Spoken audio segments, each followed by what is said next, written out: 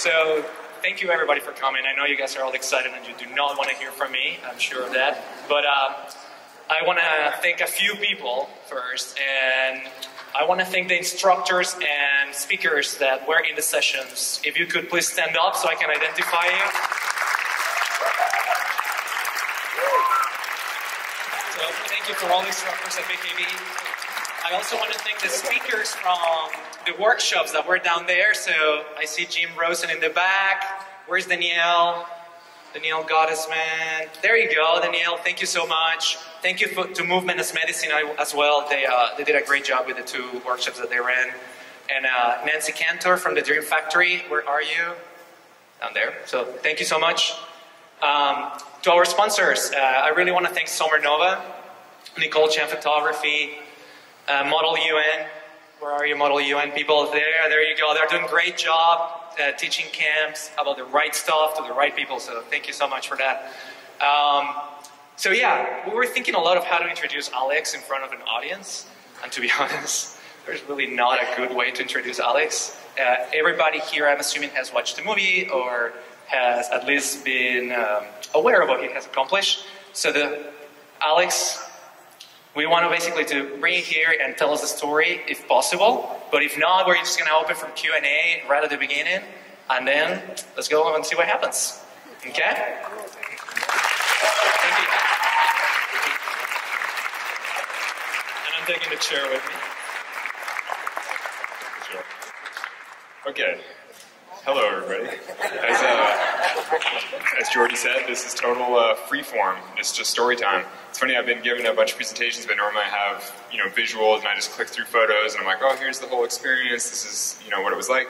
But this is actually a really unusual crowd for me to speak to about this kind of thing, because I feel like I've already climbed with half of you guys today, and we were all just sessioning the boulder problem and climbing together in the gym, and so, yeah, it's interesting to speak to a climbing audience for a change. So out of my curiosity, how many of you guys have seen the film and know the whole deal? Oh yeah, okay.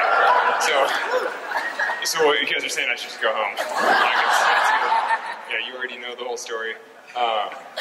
So I don't know, I guess, how many of you guys were at the Entrepreneur's Lunch this afternoon? I chatted a bit with some of you guys there. I think maybe, I'll tell a quick little story, kind of along the lines of what I was talking about at lunch, sort of the preamble to the film. Because I think, it's an incredible film, obviously won an Academy Award. It's like they did a great job sort of documenting the 2 years of effort that I put into freestyling El Cap. But what the film doesn't show are the, 17 years or so of climbing that I had ahead of time that got me to the point where I could look at El Cap and think that it was worth putting in the 2 years of effort to free solo it. Because I feel like that's, in a lot of ways, the bigger story is being able to look up at a wall like that and think, you know what, maybe I could climb that without a rope. And so maybe I'll chat about that a little bit and then just open it up to questions from you guys if that's all right. Because, unless this guy has a question already, let's hear it. Yeah, you're all fired up. Heck yeah. It's all about boldness, Yeah. Could you free solo the tug?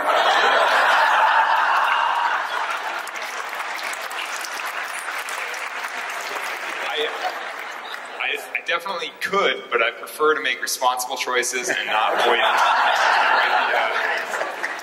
It's all about making good choices in life, and I don't want to get anybody in trouble. I don't want to get kicked out of the gym. I don't want to avoid the insurance policy. It's all yeah.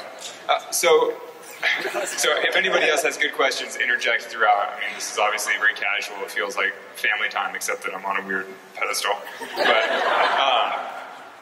But so what I was talking about at lunchtime with some of the folks is just the journey that I went through to get to the point where I could look at El Cap and think that it was even a remotely good idea to consider free soloing it. And actually, so I've been touring with the film for the last 6 months or so. So basically since August 28th, I've been doing nonstop events around the film. And for a lot of that was going into theaters and doing question and answer sessions after the film had shown. And people routinely ask about fear and overcoming fear and how do you manage fear. And I think that in a lot of ways, the many years of effort that I put in before climbing El Cap was a lot of that process of managing fear. Because in 2009 or so, when it first occurred to me that maybe I should free solo El Cap, I would look at the wall and I think that is horrifying. It would fill me with deep, deep fear. And for many years after that, every season I would drive in Yosemite thinking, this is the year I'm going to free solo El Cap. And I'd look at it and be like, this is definitely not the year that I'm free soloing El Cap. You know, all it would take is one look at the wall to feel deep fear, like, oh my gosh, I would definitely die up there. And then not even think about it again for the rest of the season. And so, you know, I mean, there are kind of a couple ways that you can manage fear. I mean, one way is to get all psyched up and just go and do the thing that you're afraid of. And I think that works for, you know, jumping into a cold pool, or maybe even jumping off something on skis, you know, like some small feats of you know, overcoming, or even public speaking. I think you can kind of like get amped up and go up on stage, and then once you're standing here, even if you start to get horrified, you're like, it's too late, you're here, it's happening. You know, and so, or like skydiving is something where you can like be very, very afraid, get amped up, and then just throw yourself out of the plane and it happens. You know, one way or another it's happening. But free soloing really is not like that. You can't just get yourself psyched up and then go do it, because you make a couple moves and then you look down, and you have to look down every 2 moves because you're moving your feet. You look down and you're like, oh, you know, like I'm kind of scared. And no matter how amped up you get yourself, you know, once you're halfway up the wall, it's pretty scary. You know, if you don't fundamentally feel comfortable, it is very, very scary.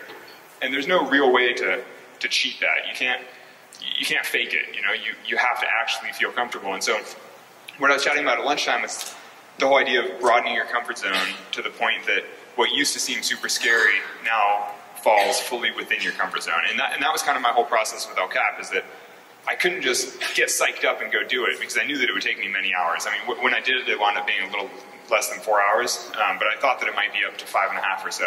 And spending that much time on the wall, I mean, it's a long time to feel fearless. You know, I mean, you can't just get amped up, and, you know, hucking off a little cliff with skis is something where you only need courage for a moment. You know, but for 5.5 hours of just consistently performing, I mean, that's far too long to, you know, you actually have to be extremely comfortable with your decisions and extremely comfortable with what you're doing in order to perform for, you know, basically half a day.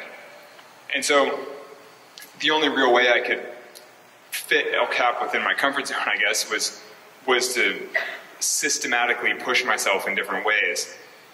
And so, you know, in 2009, let's say, I would look at El Cap and think that's really scary.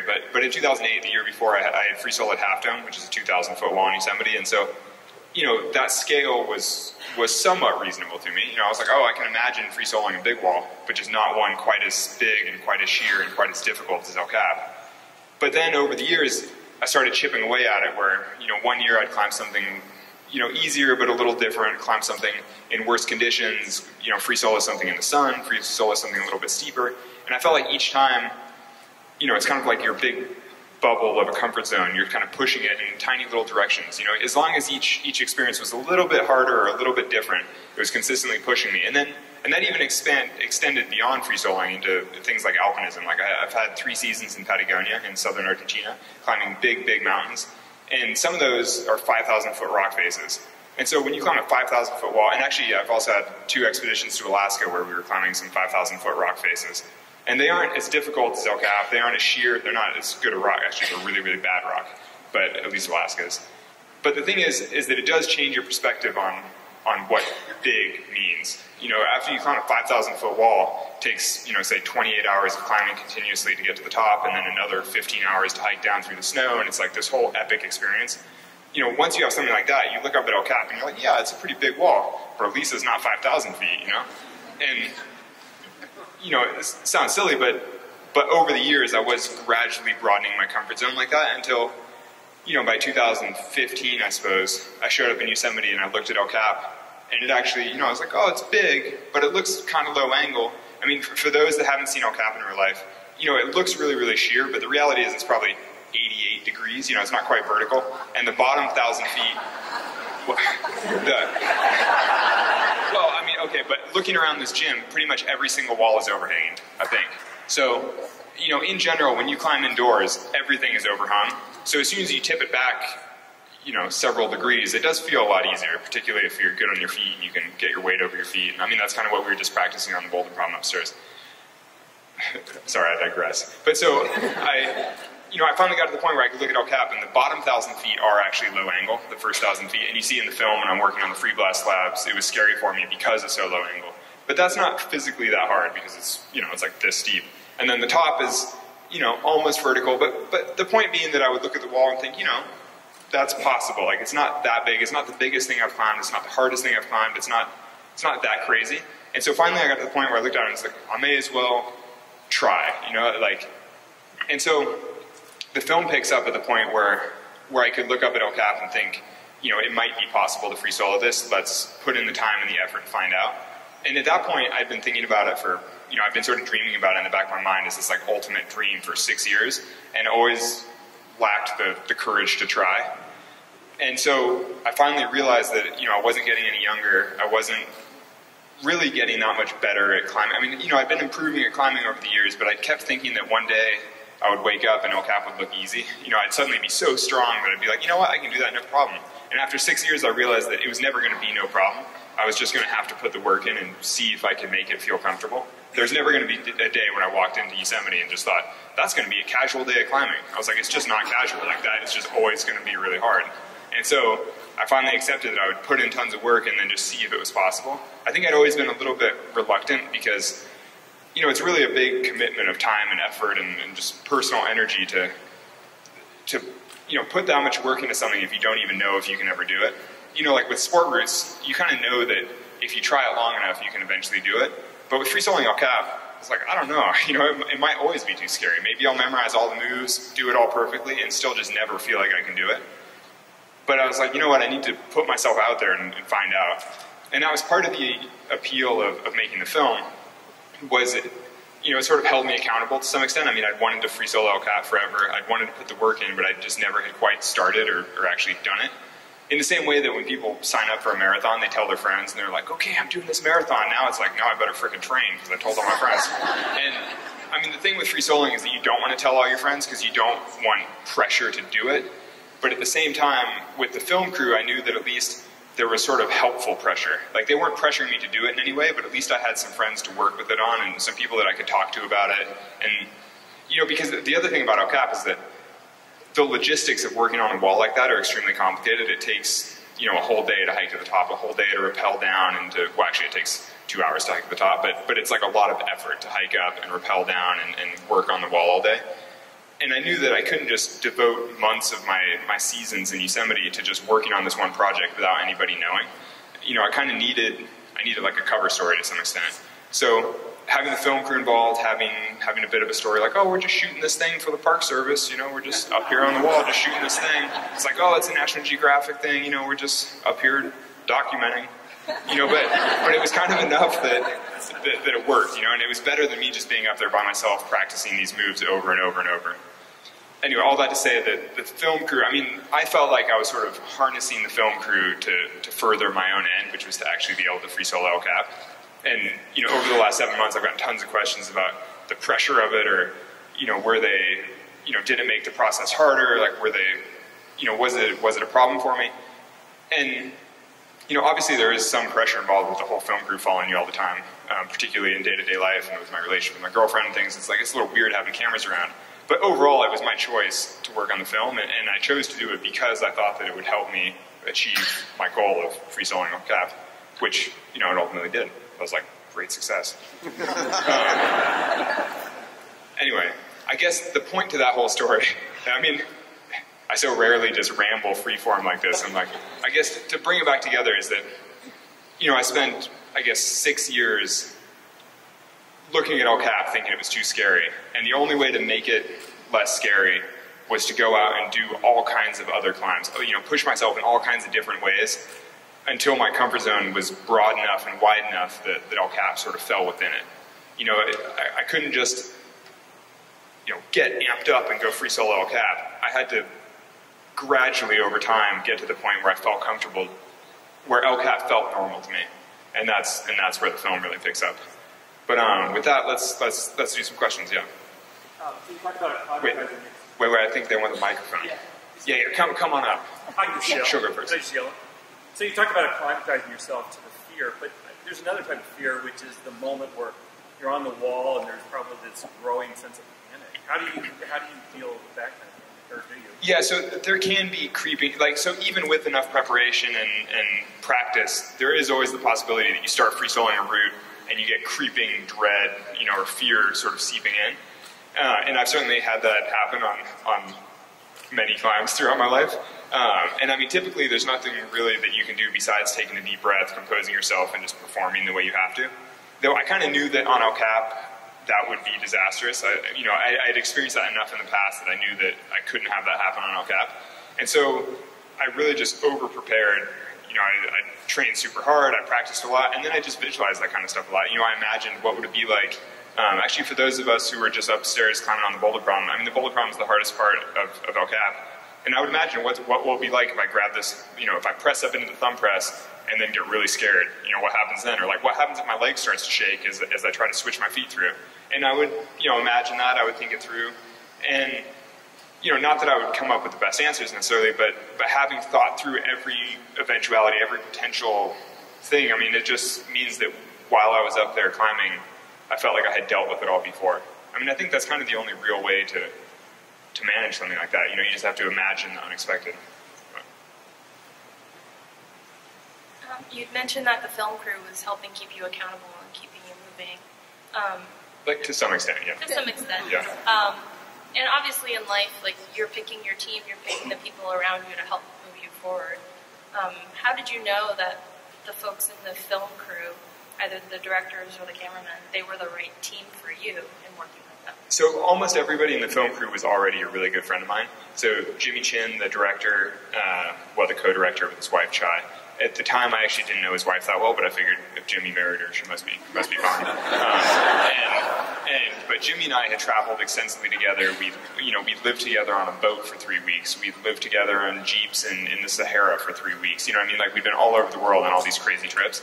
And so, I knew what it was like to work with Jimmy. And also, Jimmy and I worked together in a commercial capacity many times, like shooting a TV commercial, shooting, clothing ads and things like that. So we'd worked together a lot, we'd lived together a lot, and I knew that he was fine.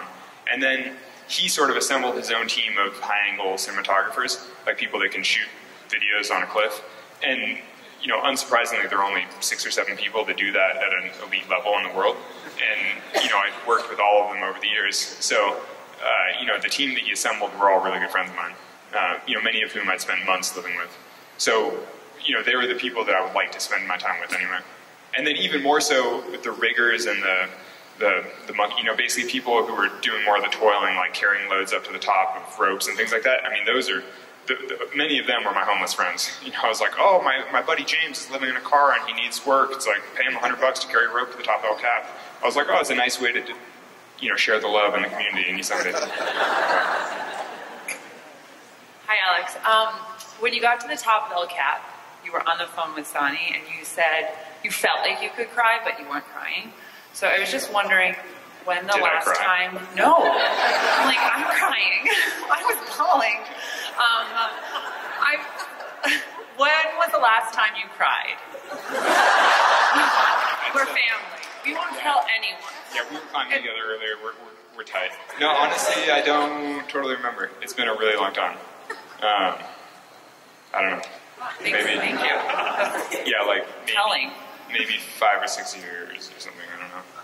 And also, I'm getting married this summer to my climbing partner. We wanted to invite you to our wedding. It's June 29th. Please come. You said this summer? It's this summer. We're doing paperless post invites, so if you give me your personal email, I'll shoot you. Can you come? I'll pencil it. We'll see. Tentative. And also, then we're climbing Yosemite later together. We're inviting you to that. In the summer? This summer. I know it's going to be hot. It's going to be hot as balls. Go to Tuolumne. It's too hot in Yosemite. Don't go to Yosemite. Don't go to Yosemite. Oh, okay. Yeah, go to Tuolumne. Okay, thank you. Thank you That's so the high country. It's still Yosemite. I look forward to seeing you at my wedding. Yeah. It's my favorite kind of question. So I'm a tennis player and a tennis coach. And one of the things that I do after I play a match or one of my students plays a match is first we have the reaction, like if you've lost, you go through the emotion of losing, or you cry. Yeah. Right. And if you win, you celebrate. And in the film, we got to see you celebrating, and I think the word you used was delighted. You were just delighted. And then after a tennis match, we analyze it. So we say, what happened? Where did this go well or go badly? And in the film, I got so much of a sense of the prep, of the different moves that you were planning. And then when the film was over, I was like, I wanted like the post-match analysis.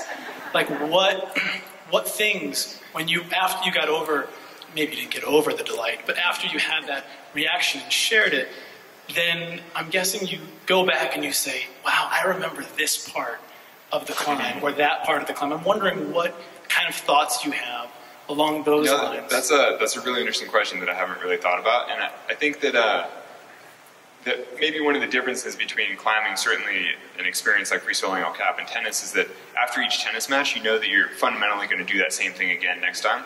But with El Cap, I probably will never free solo El Cap again, and if I do, it wouldn't be the same route. It would be some different route or something. There'd be something new to it. So, like for example, last summer, Tommy Caldwell and I did the speed record on El Cap. And so we did that by climbing this one route, 15 times. Each time we'd hike down, we'd spend the whole hike debriefing, where we would talk through the entire, exactly what you're describing, where we would climb as fast as we can, and then the whole walk down, we'd say, what were you doing when I was here? How did you climb this section? How do you think we can do it faster? Could we carry less gear? Basically debriefing for a couple hours. And then when we'd eat dinner that night, we would talk through it all again from bottom to top with like, okay, so what should we be doing differently? But the thing with free soloing is that realistically, I'll never do it again quite like that. So I just don't quite have to debrief in the same way. And I think, at least with the particular free solo, I got to the top, I was like, I'm the freaking man. That was amazing. It really was probably the best I've ever felt climbing. It felt incredible. Everything went well, and I was just like pretty satisfied with it. And even now, I watch the film, and I'm like, oh, that looks pretty freaking good. It really is the thing that I'm most proud of in climbing. And so, I agree that if my goal were, ultimate performance in climbing, yeah, I should obviously break it down and debrief it. I could have climbed a little faster. I could have done a couple things a little better, maybe. But I'm like, I don't care. It's fine. But I do try to debrief about all other climbs, basically. All right, thank you. No, thank you. Yeah. So on the crying piece, I'd say the Hallmark Channel Christmas episode is next time for your answer. They get you every time, I'm sure. Your peer group. Can you talk about your peer group a little bit of other climbers? Do you draw strength from them? Do you talk to them? Do you talk to them before, afterwards, and so on? Yeah. Like Tommy Caldwell, in a way, he's not really a peer. He was my childhood hero. He's 7 years older than me, and so I grew up, he was already a professional climber, and, I grew up looking up to him and thinking he was the man. And so, I've been lucky enough to get to climb with many of the best climbers in the world, and it's certainly super inspiring for me. And actually, honestly, I was just thinking about this when we were upstairs working on the boulder problem with the group of all you guys that were trying to boulder. And the thing is, I spend pretty much all my time climbing with people who are better than me. Like, all of my friends are stronger than me in some way. They all sport climb harder than me. Tommy boulders harder than me. Tommy's always been a little bit stronger than me. And so I spend all my time always being the weak guy.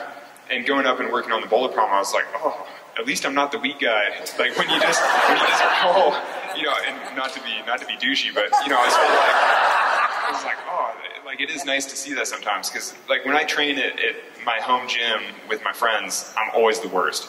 And so, I was like, oh, it's nice that when you just grab a random sampling of climbers in the gym, at least I'm not the worst, I was like, that's satisfying. But I think that's the really important thing about climbing with people who are better than you, that sort of push you in the right way and remind you that there's always room for improvement. Hey, sorry to interrupt the proceedings and these really interesting answers to these questions. I just want to make a quick announcement because we got a call from our property manager, and I want to let you know if you are parked in a fire lane or outside a designated parking spot anywhere on Somerville Avenue, your car is going to be towed. So take a second to think about where you parked, and if you're unsure about whether or not you were supposed to park there, you might want to run and check on your car. I'm done. I was expecting half you guys to get up and run. Oh no. Yeah. Especially in Somerville. I want to say thank you. I think I've been climbing for 25 plus years, and I'm a boulder, so I'm also a ropeless climber, and I'm not a soloist, but like Peter Croft in that sort of vein, we've always thought about El Cap, and it's just like amazing what you did. What I'm really curious about is, aside from soloing and actually kind of climbing related emotional preparedness, and what other ways do you prepare emotionally when you do big things like this? What do you mean exactly? Like meditation, or like how do you are there any other emotional fitness exercises that you do? I mean, I haven't, no. And actually, in the past, I always thought that meditation seemed kind of, I don't know, I was like not into it. Though actually, with the film tour, I kind of started doing a little daily meditation thing a couple months ago, and I've been kind of into it, and I can definitely see the value of that. Though I think that in the past, you know, for 12 years, I just lived in a van and went climbing every day, and I felt like I didn't really need meditation because you get a lot of that by just climbing walls day in and day out. And certainly free soloing on easy terrain is quite meditative. It's kind of like going for a nice jog where it puts you into the right mental state and you feel very, you know, centered in the right way. I think that, you know, as I was doing like a movie tour when my life was in total disarray at all times, it was quite useful to have something like that to sort of bring it back together for me. If I don't have climbing at the core of every day, then it was very useful to have something else. But so I think that in the past I've never really needed any other particular tool like that. But I can see that if I were working a 9 to 5 and living in the city, I probably would wind up finding some other way to hold it all together. Yeah. Hi, Alex. Seen your film 3 or 4 times now. Probably seen another 10. I think most people would be surprised to hear that you're not the best at any climbing gym that you're in. But as far as training goes, just off-the-wall questions, do you do any weight training, or is it all free? And the next question is, how many pull-ups could you do on a bar? Yeah, I don't know. So I don't do that much weight training. This winter I was doing a little bit of systematic training, so I was doing, you know, some weighted pull-ups, things like that. I was doing, I don't know, like forearm curls sometimes, you know, like a few little weight things, but not really. Mostly body weight exercises like push-ups and leg lifts and things like that. I don't know how many pull-ups I can do. I mean, I've actually been mostly training sets of 3, but with a bunch of weight. You know, so. Do you think you could pop off 100? No, I could, like 20 or 25. Yeah, but the thing is that doing a lot of pull-ups doesn't make you a great climber. You know what I mean? At a certain point, doing a lot of pull-ups just gives you elbow problems. It gives you tendonitis. You know, and so, when I was a kid, when I was in high school, I was doing 150 pull-ups before bed every night in sets of, you know, up to 35 or so. And so, you know, I was like, this is going to make me great. And it did get me to doing one-arm pull-ups, but, you know, it didn't improve my climbing because all it helps is just like pulling. It's like, you know, that only gets you so far. At a certain point, you have to be precise about your footwork and how you hold on and your fingers and, you know. Thank you. Chris. Hey, Alex. So my question is about the feeling of actually completing this lifetime achievement, and I'm just wondering if you are feeling just so perfectly content now that you accomplished this thing that you've been doing, you know, working towards for so long, or if you're already looking towards that next thing that you want to accomplish, whether in climbing or just in life. Yeah, I mean, there's an easy answer, and everybody every day asks, what's next? And honestly, I don't totally know. I mean, I don't think that there are any particular goals like El Cap in climbing that will ever mean quite as much to me, just because El Cap really hits this sweet spot of, you know, it's almost like a mythic wall, particularly growing up in California, and the historical significance of El Cap and just, you know, the personal significance. I mean, when I climbed El Cap for the first time, it was this huge milestone in my climbing. I was like, oh my God, I climbed El Cap in a day. It was a big deal for me. And so, you know, there will never be any other climbing objective for me that means quite as much, I don't think. That said, I mean, I still want to improve as a climber. I still want to challenge myself as a climber. Like doing the speed record on El Cap with Tommy last year was a perfect example of something different in climbing that's still very meaningful for me. I mean, I've been continuing to do work through my foundation, which is also, you know, very meaningful for me and hopefully more useful in the grand scheme of things than going climbing every day. For those that don't know, I have a foundation that supports solar projects around the world. So I've been, you know, that's been a bit of a side project of mine for the last 5 years, but moving forward, it's been taking up more and more of my time. It's like more of my energy. But I don't know. I mean, you know, we'll just see. Like, yeah, everyone's what's next. I'm like, you know, you just gotta see what you get inspired by. I know that's a really underwhelming answer, but it's just, you know, I just don't know. Hey, Alex. I remember you mentioning that you were trying to broaden your experience climbing different types of terrain all over the world. One of the more extreme examples, I guess, recently was your trip to Antarctica. So I wanted to hear about your preparation for that, which was obviously super different from the big project. Yes, what it was like once you're actually there. Yeah, so to be honest, my training for Antarctica consisted of giving up all other training and eating tons of cookies. So I was like, well, I gotta put on some weight, I gotta thicken up a little bit. And and that wasn't the best way to train for Antarctica. In retrospect, I should have just kept climbing like normal and just not worried about it. But I came home. When I came home, my girlfriend's like, "You look husky." And I was like, "What? Like, what do you mean husky?" I was like, "Oh man." But because I basically just ate as much as I could for the 6 weeks ahead of the trip, and then on the trip, which was also 6 weeks, I pretty much ate as much as I could the whole time. And I comfort ate an entire tub of family-sized Nutella after one of the climbs we did. And I was like, "Oh, that's a lot of calories." So anyway, I came home looking husky, and I was like, "That's not the best way to train." But it took me like a month and a half to feel like a real climber again. Yeah, actually, that's my biggest takeaway from Antarctica. I was like, "Don't go to Antarctica. It's cold, it's grim." No, to be honest, it was a pretty full-on trip. I don't know if you guys have seen the Real Rock from this year, where it's a 20-minute film about us climbing all these super peaks, and it's fun. And Cedar Wright, who made the film, always loves like fun, zany style.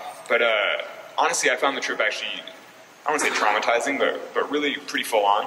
The climbs we were doing every day, there are just so many variables. There are just so many. I felt like we were rolling the dice day in and day out all day, because we would climb all these new routes and then you're rappelling down from them. And so we're setting all kinds of anchors. The rock is terrible.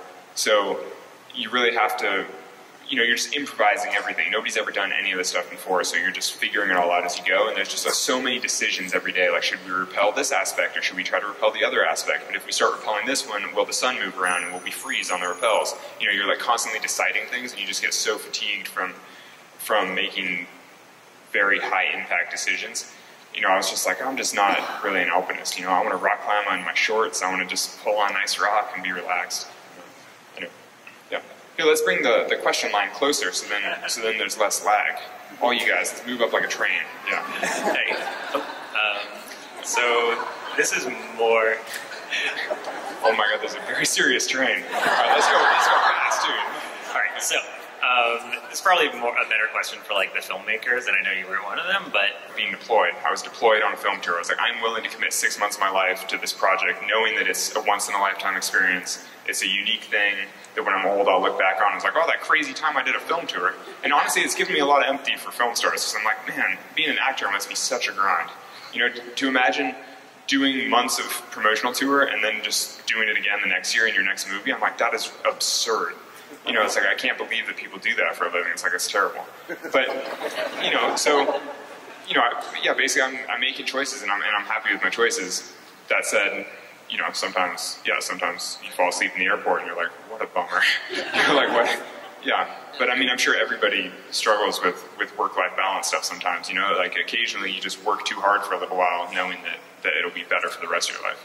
When I'm 60 going climbing every day, I'm going to be like, those are good choices. Yeah. So this question is more about van life.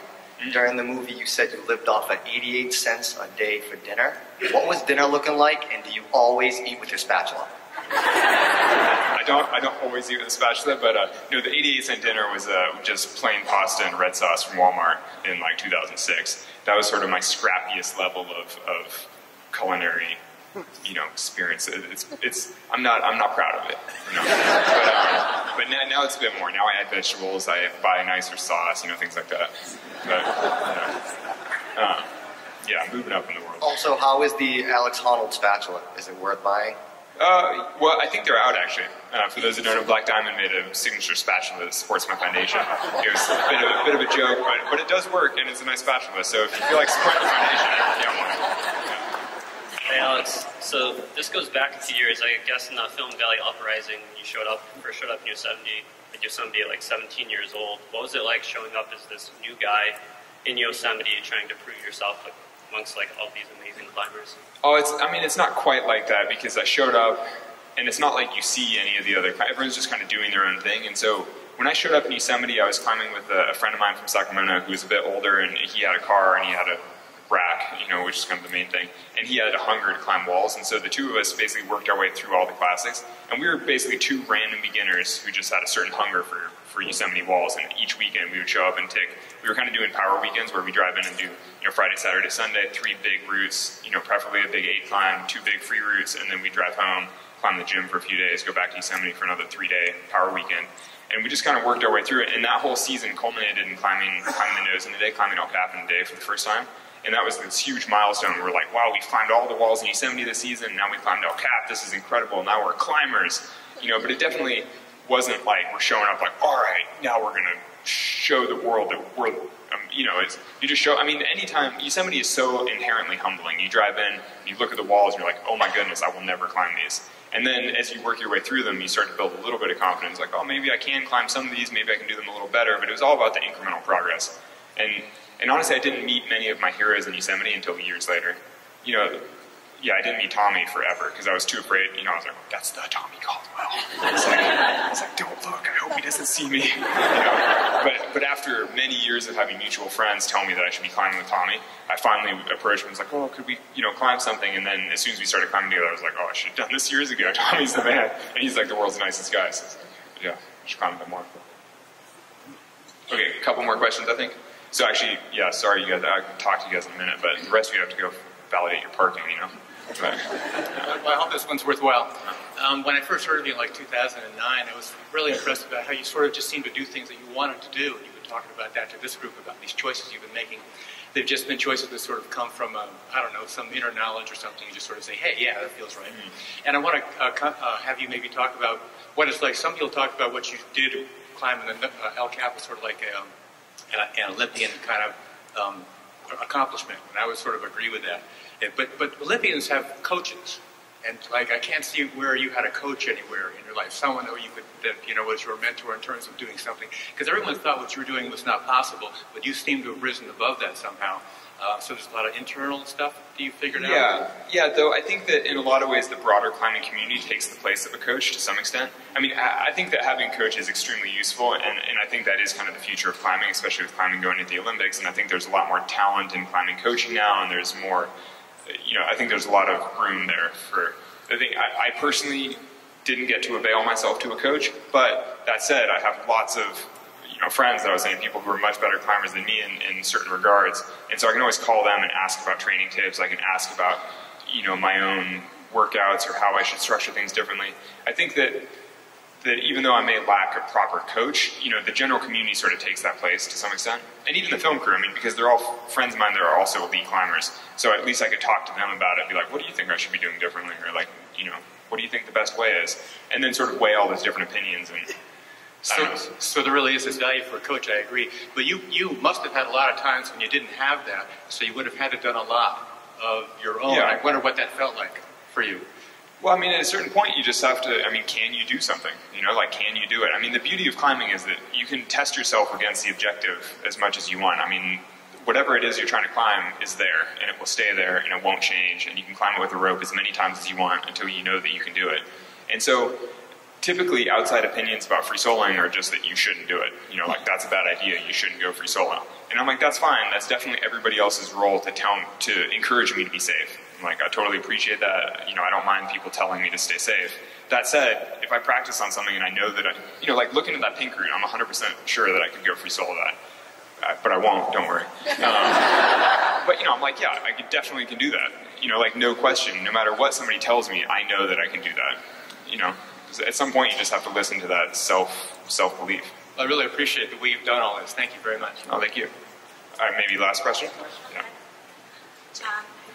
Hi, Alex. My question's a little bit similar. I was just thinking, from my line of work, and I'm sure a lot of people in this audience, we have office jobs, and to become better at what we do, usually our managers give us development plans, or we're reading books, or doing trainings, and I think just curious for climbing and for climbing El Cap, what kind of preparation, what kind of... What's my development plan? Yeah, what was your development plan? And where did you get the guidance?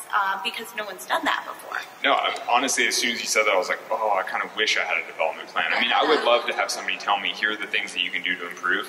But instead, I'm sort of blindly casting my line out all the time, hoping that I catch something. I read all the different books about training. I talk to my friends about it. I'm constantly...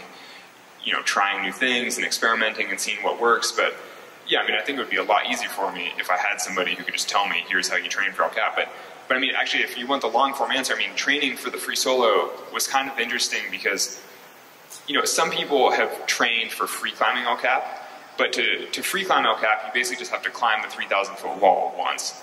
But to free solo El Cap, you're going to have to climb the wall, say, 15 times over the course of the season to memorize all the moves and to practice it. And so really you're sort of training for like the ultra marathon of climbing. You're not training to climb El Cap, you're training to climb El Cap day in and day out all season long.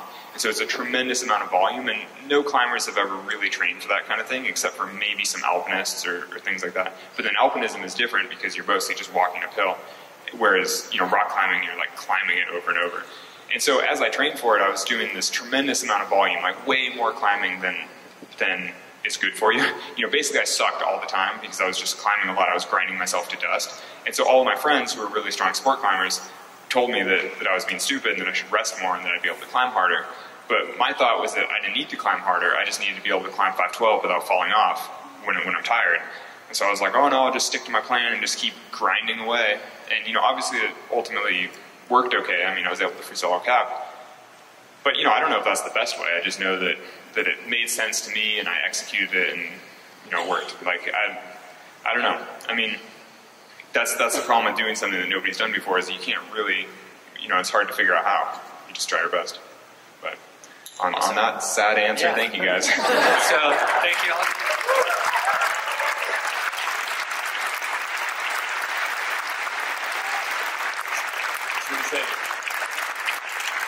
So just a couple of things. I wanted to acknowledge the entire Brooklyn Boulders staff and the entire Lexington Well Management staff for an awesome event. For all of you that want to stick around and climb, we'll be doing that until 6 p.m. and after that, pretty much everybody has to stop climbing. That's been told. So yeah, I know Alex has to go very soon, but pretty much if you want to take a picture with Alex, this is kind of like the last spot to do it. So make sure you do it. Thank you again. Cool, thank you guys so much for having me.